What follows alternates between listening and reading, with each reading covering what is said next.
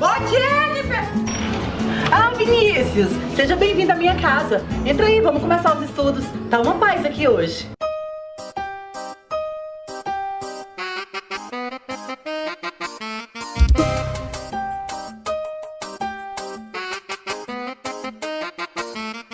Eu tava no quarto estudando, ela chegou perturbando com educação, pedi licença aí, não vou sair. Eu tenho que estudar pra prova, tô precisando de nota. Isadora, sai daqui, não vou sair, vou te matar.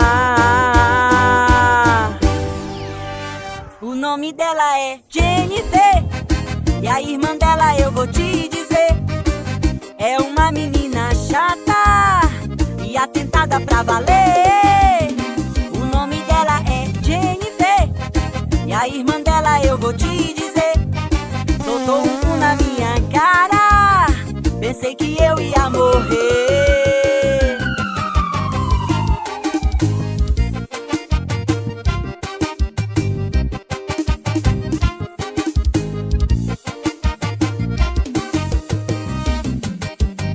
Eu tava no quarto estudando, ela chegou perturbando com educação, pedi licença aí, não vou sair. Eu tenho que estudar pra prova, tô precisando de nota. Isadora, sai daqui, não vou sair, vou te matar.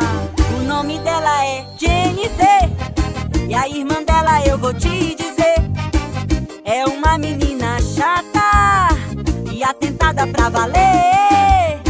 O nome dela é Jennifer, e a irmã dela eu vou te dizer, soltou um pum na minha cara, pensei que eu ia morrer. O nome dela é Jennifer, e a irmã dela eu vou te dizer, é uma menina chata e atentada pra valer.